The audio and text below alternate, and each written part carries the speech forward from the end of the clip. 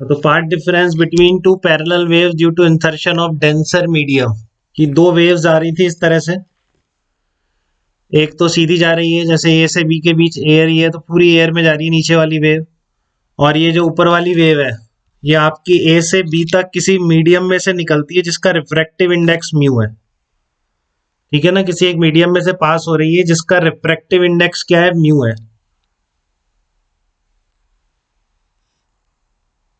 तो इन दोनों वेव्स में फेज डिफरेंस आ जाएगा क्या बेटा? ये वाली वेव जब यहाँ पे इस पोजीशन पर, क्या दोनों वेव्स में फेज डिफरेंस क्रिएट हो जाएगा क्या? और वो फेज डिफरेंस क्या आप निकाल सकते हैं? अगर ये टी थिकनेस जो दे रखी है आपको मीडियम की, इसकी टर्म में निकाल सकते हैं क्या ए से बी तक?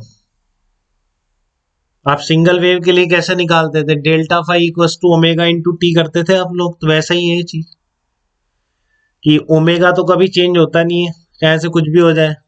ठीक है ना, ए से बी तक जाने का जो ओमेगा होगा, मीडियम चेंज होने पर फ्रीक्वेंसी चेंज नहीं होती है। हाँ, वी इंटू टी से निकालेंगे, बस ओमेगा इंटू टी से निकाल देंगे रश्मि इसको। कि आपका फेज का मतलब वो रेडियस वेक्टर है बेटा, जो सर्कल है उसका जो रेडियस वेक्टर है वो कितना ज्यादा घूम गया। जब तक ये सेम मीडियम में चल रहे हैं, स्पीड सेम है इनकी, टाइम सेम लग रहा है एक पॉइंट से दूसरे पॉइंट तक जाने में। ठीक है, तो वो ओमेगा जितना घूमा उतना घूमेगा। बट ये देखिए आप यहाँ से यहाँ तक अगर जा ए से बी तक जाने में इस वेव का जो टाइम होगा वो अलग होगा, यहाँ से यहाँ तक जाने का इसका टाइम अलग होगा। क्लियर है आपको? तो यहाँ से यहाँ तक जो वेव ट्रेवल करेगी तो इतनी देर में ये कितना ज्यादा घूम जाएगा वो डिपेंड करता है टाइम कितना ज्यादा लग गया। ठीक है, तो वो एंगल जितना घूमेंगे बेसिकली दोनों वेव इस टाइम इंटरवल में ए बी लेंथ को क्रॉस करने में, उसका जो डिफरेंस है वो आपका क्या कहलाता है? फेज डिफरेंस कहलाता है। यही है ना, ऐसे निकालते हैं हम फेज डिफरेंस। अगर आपने वो समझी एस एच एम वाली बात, delta phi equal to two pi by lambda into part difference में भी निकाला था, ये इसी तरीके से निकल के आया है कि सिंगल वेव एक पॉइंट से दूसरे पॉइंट तक जाती है तो रेडियस वेक्टर कितना घूम गया, कुछ एक्स्ट्रा घूम गया तो फेज डिफरेंस क्रिएट हो जाता है उसमें। तो वो यही कि यहाँ से यहाँ तक ए से बी तक पहुंचने में इसका टाइम अलग होगा और इसका टाइम अलग होगा, क्योंकि वेव वेलोसिटी अलग अलग है। ठीक है ना, इस मीडियम में जाने पर जो वेव की वेलोसिटी और एयर में जो वेलोसिटी है दोनों डिफरेंट है। तो आप क्या करेंगे, देखो पहली वाली वेव कितना घूमेगी, omega time taken in A to B. ठीक है, और टाइम कैसे निकलेगा, डिस्टेंस अपॉन स्पीड। ये क्या लिख दी मैंने, मीडियम में स्पीड लिख दी। अब मीडियम में स्पीड क्या होगी, अगर रिफ्रैक्टिव इंडेक्स की टर्म में लिख दूं मैं, इस मटेरियल का रिफ्रैक्टिव इंडेक्स म्यू है, तो आप क्या लिखोगे, म्यू की डेफिनेशन से। अब ये सब आनी चाहिए बेटा, सब ज्योमेट्रिकल ऑप्टिक्स इतना पढ़ चुके हैं कि इस वी एम को लिख पाए सी अपॉन म्यू। तो ये इतना फेज चेंज आ गया यहाँ से यहाँ तक इसमें। ठीक है, मतलब यहाँ पर अगर कुछ मान लो, यहाँ तक तो सेम फेज थी दोनों की, आप चाहे से जीरो मान लो, बिल्कुल सेम फेज है। तो यहाँ पर पहली वेव की फेज कितनी हो जाएगी, इतनी हो जाएगी। ऐसे ही निकालते हैं, कोई दिक्कत तो नहीं किसी को? इसकी फेज इन दोनों का फेज डिफरेंस कितना आ जाएगा, यहाँ से यहाँ तक जाने में, ए से बी तक इस सिंगल वेव को इतना आ जाएगा। यहाँ पर जीरो फेज मान लिया आपने, मान लो, तो यहाँ पर फेज कितनी हो जाएगी, ये लिख सकते हैं अपन, ओमेगा टी म्यू बाई सी। अब वो इसी को समझ आएगा जिसने वहां पे समझने की कोशिश करी है derivation, pi equals to two pi by lambda into part difference. उसके बिना कैसा आ जाएगा, उसके बिना नहीं आया। ठीक है ना, ऐसे मजाक भी नहीं होती, सिंपल है, बट ऐसे भी नहीं कि कहीं से शुरू करो कुछ भी समझ में आ जाए, इतनी भी सिंपल नहीं है। बट सिस्टमेटिकली पढ़ो और ना समझ में आए, ये भी पॉसिबल नहीं है। तो आपका देखो ए से बी तक नीचे वाली वेव जा रही है, ए से बी तक वो पूरी एयर में जा रही है, तो उसको टाइम कितना लगेगा ए से बी तक जाने में, क्या आप लोगों ने ही बताया था? ये एक्सेल वैक्सन बैच के बच्चों ने बता दिया था उस टाइम पे भी, ओमेगा इंटू टी बाई सी। ठीक है, तो ये आपका फेज डिफरेंस कितना आ जाएगा, डेल्टा फाई कितना आ जाएगा आपका, five one minus five naught, five one minus five two कितना आ जाएगा, omega t by c mu minus one आ जाएगा, डिफरेंस ले लीजिए। तो ये फेज डिफरेंस क्रिएट हो गया एक मीडियम आने की वजह से।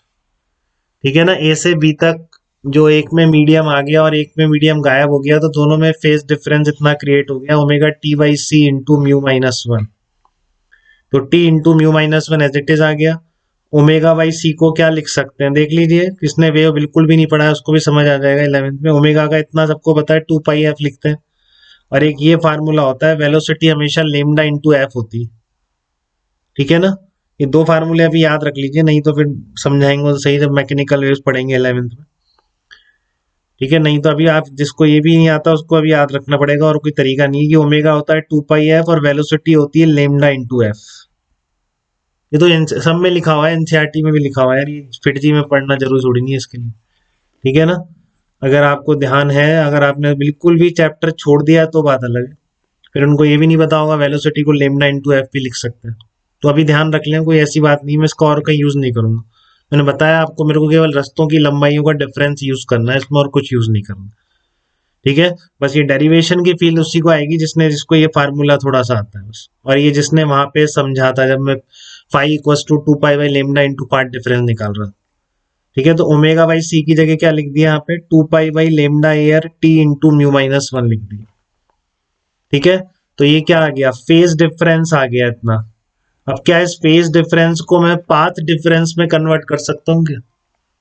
क्या फेज डिफरेंस और पाथ डिफरेंस का रिलेशन क्या है आपका, यही है 2 pi by lambda air into path difference. यही फार्मूला होता है। फेज डिफरेंस तो निकाल लिया आपने रेडियस वेक्टर के घूमने से, लेकिन अगर आप इसको पाथ डिफरेंस की टर्म में लिखना चाहें तो फार्मूला यही होता है, 2 pi by lambda air into path difference equals to 2 pi by lambda air into mu t minus t, ठीक है। तो पार्ट डिफरेंस कितना बन गया, ये कट जाएगा 2 पाई बाई लेमडा एयर, तो पार्ट डिफरेंस कितना बन रहा है, म्यू टी इंटू म्यू-1 या फिर म्यू टी माइनस टी बन रहा है बेटा।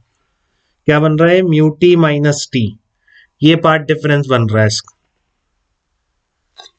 दोनों वेव्स में। क्योंकि पार्ट डिफरेंस की टर्म में हमने याद रख रखा है ना कि कब कंस्ट्रक्टिव इंटरफेरेंस होगा, कब डिस्ट्रक्टिव इंटरफेरेंस होगा। तो पार्ट डिफरेंस की टर्म में क्या रिलेशन आ रहा है इनका, म्यू टी माइनस टी। तो here mu T is called equivalent optical path length in air for length T in the medium. तो अब क्या फंडा बन गया, अब हम डायरेक्टली यूज करेंगे बेटा इसको, कि जैसे अगर एक मीडियम में टी लेंथ निकल गई तो इसकी इक्विवेलेंट लेंथ एयर में कितनी बना लोगे आप, म्यू टी बना लोगे। बस ये यूज करना, और कुछ यूज नहीं करना है आपको, ठीक है। कैसे आया वो मैंने पूरा क्लियर कर दिया आपको, बट फाइनली यूज अब ये करना है कि ए से बी तक जाने में टी लेंथ मीडियम में ट्रेवल करिए तो इसकी इक्विवेलेंट लेंथ इन एयर कितनी होगी, म्यू टी।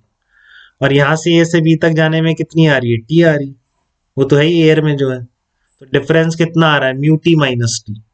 तो जब भी कोई वेव मीडियम में एंटर कर जाएगी ना, तो उसकी आप जितनी लेंथ मीडियम में एंटर करिए उसकी इक्विवेलेंट लेंथ एयर में कैसे निकालेंगे, म्यू टी करके निकाल लेंगे, ठीक है। और अब जो पाथ डिफरेंस आएगा उस पाथ डिफरेंस पर कंडीशन फिर वैसी रहेगी, अगर वो पाथ डिफरेंस क्या है, एन लेमडा के बराबर है तो कंस्ट्रक्टिव इंटरफेरेंस है, 2n+1 लेमडा बाई 2 के बराबर है तो वो डिस्ट्रक्टिव इंटरफेरेंस है, ठीक है। तो जब भी कोई वेव मीडियम में एंटर कर जाए तो आप उसकी जितनी लेंथ मीडियम में ट्रेवल करिए उसको तुरंत एयर में कन्वर्ट कर लेंगे बेटा।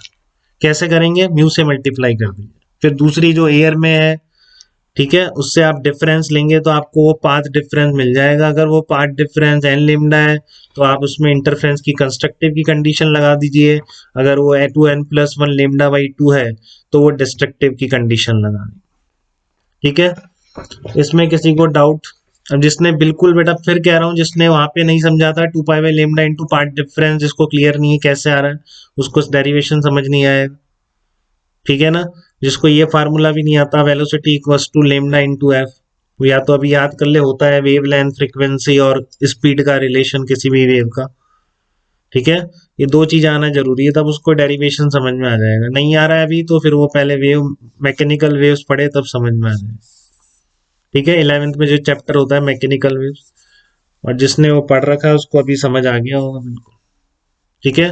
तो बाकी सब बच्चे ध्यान ये रखेंगे आगे बढ़ने के लिए इस चैप्टर में, कि अगर मीडियम में कोई टी लेंथ ट्रेवल कर रही है वेव तो वो कितने पाथ से आगे हो जाएगी, या उसके कॉरेस्पॉन्डिंग एयर में पाथ लेंथ कितनी होगी, म्यू टी। बेसिकली लेंथ की लंबाई बढ़ जाती है उसके पाथ। आप देखा जाओ तो ग्राउंड के रिस्पेक्ट में देख लो, ये भी टी डिस्टेंस है, ये भी टी डिस्टेंस है, बट पार्ट डिफरेंस निकालने के लिए इसको टी कंसीडर नहीं करेंगे इस लेंथ, इसको नहीं तो पार्ट डिफरेंस जीरो आ जाएगा, तो T minus T zero. But ये टी किस में चली है, मीडियम में चली है, तो इसके इक्विवेलेंट एयर में लेंथ कैसे बनाएंगे, म्यू टी। तो ए से बी तक यहाँ से वेव की पाथ लेंथ है म्यू टी और एयर में लेंथ है टी। ठीक है, तो पाथ डिफरेंस कितना होगा, म्यू टी माइनस टी होगा। इस कंसेप्ट का यूज करेंगे हम आगे।